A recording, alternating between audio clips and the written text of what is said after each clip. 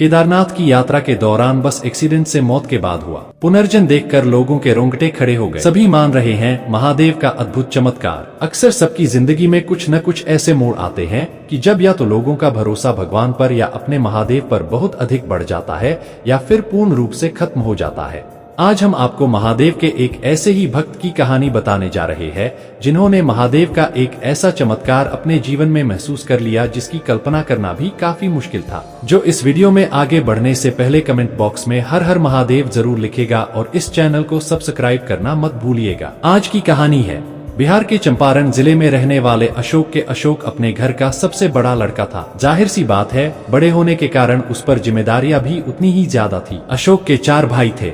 अशोक के पिता छोटी मोटी मजदूरी किया करते थे। पिता ज्यादा कमाकर घर चलाने में असमर्थ थे, इसलिए अशोक को घर की जिम्मेदारी तकरीबन 16 वर्ष में ही उठानी पड़ी थी। छोटे मोटे काम कर वह घर का खर्चा उठा लिया करता था। बेटे की मेहनत को देखकर माँ बाप ने तय किया कि बेटी की शादी करवा देनी चाहिए, इसलिए 18 वर्ष की उम्र में ही अशोक की शादी हो गई। अब अशोक के ऊपर जिम्मेदारी बढ़ गई और वो अपनी बीवी को लेकर अहमदाबाद चला गया।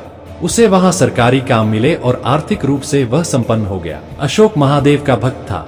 वह अब महादेव की आराधना में लीन होने लगा। समय से अशोक और उसकी बीवी बच्चे की आस लगाए बैठे हुए थे, लेकिन अशोक की बीवी त्रिशा मां नहीं बन पा रही थी। अशोक और त्रिशा ने न जाने कितने डॉक्टरों को दिखाया, कितने मंदिरों में प्रार्थनाएं की, तब जाकर शादी के 5 साल बाद उन्हें संतान प्राप्ति का सुख मिला। एक प्यारा सा नीली आंखों वाला बच्चा पैदा हुआ जिसे अशोक प्यार से भोला कहता था। वह एकदम भोलेनाथ जैसा था और सबसे ज्यादा उस बच्चे से कोई लगाव महसूस करता था तो वह अशोक था। अशोक हमेशा अपने बच्चे से जुड़ा रहता। उसे सुलाना, खेलना, उसे खिलाना, सब काम अशोक ही करता था। अशोक का भोला के प्रति यह प्रेम देखकर त्रिशा काफी क्रोधित हो उठी। उसे लगता कि अशोक अपना सभी काम काज छोड़कर केवल भोला के इर्द गिर्द ही मंडराता। उसे बड़ी अजीब सी बेचैनी होती जब भी वह अशोक को भोले के साथ देखती। जब भी भोला रोता तो वह अशोक को ही रो। वह त्रिशा से कभी शांत नहीं। एक दिन अशोक ऑफिस से थका हारा घर आया तो उसने देखा कि उसका बेटा भोला बाथरूम में पड़ा हुआ है और चिल्ला चिल्लाकर रो रहा, लेकिन उसकी माँ उसे थामने तक नहीं आई। वो उल्टा उस 5 साल के बच्चे को भला बुरा कह। अशोक को बहुत गुस्सा आया और अपने बच्चे को गोद में उठाकर चुप।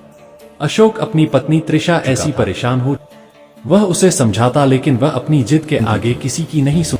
अशोक ने तय किया कि वो भोला को लेकर बाबा केदारनाथ के दर्शन करने, शायद उनका आशीर्वाद पाकर इस बच्चे की जिंदगी सुख में हो। अशोक ने जरा भी देर नहीं की और अगले ही दिन वह त्रिशा को बिना बताए भोला को लेकर केदारनाथ चला। केदारनाथ जाते वक्त भोला और अशोक ने दोनों ने खूब मस्तियां। भोला छोटा बच्चा होकर भी अपने महादेव के पास जाने के लिए इतना उत्साहित जितनी शायद बाकी के भक्त न थे। भोले की यह खुशी देखकर अशोक को विश्वास हो गया था कि यह भगवान का ही पुत्र, भगवान की ही कृपा। इस दोनों मस्ती में भोलेनाथ का भजन गाते नाचते केदारनाथ पहुंचे। अशोक और भोला दोनों ने महादेव के दर्शन किए। भोले की तबीयत कुछ दिनों से खराब। अशोक उसे दवाएं भी खिलाता रहा, लेकिन जिस दिन दोनों वापस अहमदाबाद आने लगे उस दिन भोला की तबीयत ज्यादा बिगड़ गई और वह महादेव के मंदिर के सामने ही गिर पड़ा और उसकी मौत तकरीबन 5 मिनट के अंदर ही भोला इस दुनिया को विदा कर चुका था। अशोक को कुछ समझ में रह गया तो एकदम सुन्न। केदारनाथ के साधुओं और संतों ने कहा कि ये देव पुत्र है, इसे महादेव की भूमि पर, इससे भाग्यशाली और कोई नहीं। अशोक सब सुन रहा था, समझ रहा, लेकिन उसने तो अपना बेटा खोया। वही महादेव के मंदिर के सामने वह अपने बेटे को गोद में लेकर फूट फूट कर रोने लगा। उसे देखकर ऐसा लग रहा था जैसे उसने एक बहुत मूल्यवान चीज खो दी। मूल्यवान तो था ही, आखिरकार महादेव से मांगा हुआ बेटा। महादेव ने भोला को अशोक के लिए भेजा था और आज उन्होंने ही इन दोनों को जुदा कर दिया। अशोक महादेव के मंदिर में जाकर तेज तेज चिल्लाने और कहने लगा कि आज से मेरा और आपका रिश्ता खत्म, आपने मेरे बेटे को क्यों छीना। अशोक अपने बेटे की लाश को अपने घर अहमदाबाद लेकर आ गया। जब त्रिशा ने देखा कि उसका बेटा भोला अब इस दुनिया में नहीं रहा तब उसके पैरों के नीचे से जमीन खिसक गई। वह भले ही भोला को कुछ खास पसंद नहीं करती थी, लेकिन था तो वह उसका ही बेटा। दोनों पति पत्नी भोले की हालत देखकर काफी रोने लगे। भोला की मौत के बाद अशोक काफी अकेला रहने लगा था। अब उसे किसी कोई प्रेम, कोई स्नेह नहीं। त्रिशा का होना न होना उसे कुछ समझ में नहीं आता था। देखते ही देखते 5 साल गुजर गए। न त्रिशा को अशोक की कोई खबर रहती, न अशोक को त्रिशा की। एक ही घर में रहकर भी दोनों एक दूसरे से अनजान होने लगे। त्रिशा ने ही सबसे पहले रिश्ते की नींद डालने की पहल की थी। त्रिशा ने रिश्ते सुधारे और अशोक को संभाला और कुछ ही सालों में उनका एक और बच्चा हुआ। इस बार अशोक बच्चे से पूरी तरह से अटैच नहीं होना चाहता था, क्योंकि वह सोच रहा था कि जिस प्रकार उसने भोला को खो दिया है, कहीं इस प्रकार भगवान ने फिर इसे छीन न ले तो वह क्या करेगा।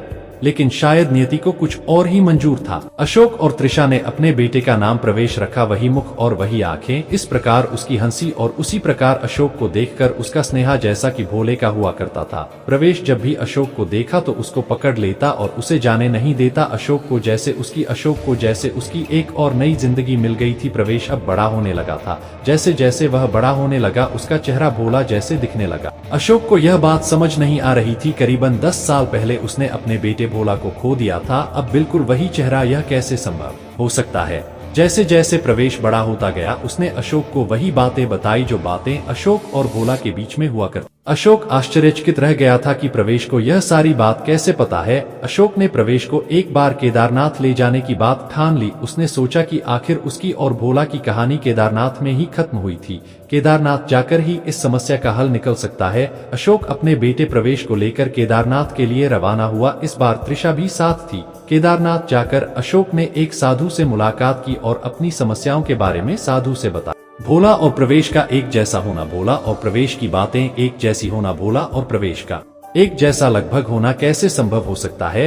यह सभी बातें कहीं अटपटी थी। यह सभी बातें अशोक ने साधु को बताई और साधु ने अपनी सिद्धि से बताया कि यह घटना पुनर्जन्म से ही संभव है। मतलब यहाँ पर भोला का पुनर्जन्म हुआ है। मतलब भोला कभी अशोक को छोड़कर यहाँ से गया ही नहीं था, क्योंकि भोलेनाथ ने प्रवेश के रूप में भोला को पुनर्जन्म दिया है। भोला महादेव जी का ही पुत्र था, उन्हें ना एक दिन बिछड़ना ही था। जब भोला तुमसे बिछड़ तो तुम्हें जितना भोला से बिछड़ने का दुख था उतना ही भोला को तुमसे बिछड़ने का था। भोला जब वापस पुनर्जन्म ले रहा था तो भोला को तुम्हारा बेटा ही बनना मंजूर था, इसलिए भोला ही प्रवेश के रूप में तुम्हारे घर में जन्म लिया। देखा दोस्तों, भोलेनाथ जी अपने भक्तों के साथ कभी भी गलत नहीं करते हैं, ना ही उन्हें इतना दुख पहुंचाते हैं। इस घटना के बारे में आपके क्या विचार है, इस घटना के बारे में कमेंट बॉक्स में जरूर बताएं। और वीडियो अच्छी लगी हो तो चैनल को सब्सक्राइब जरूर करें और वीडियो को लाइक करें। मिलते हैं नेक्स्ट वीडियो में, तब तक के लिए हर हर महादेव।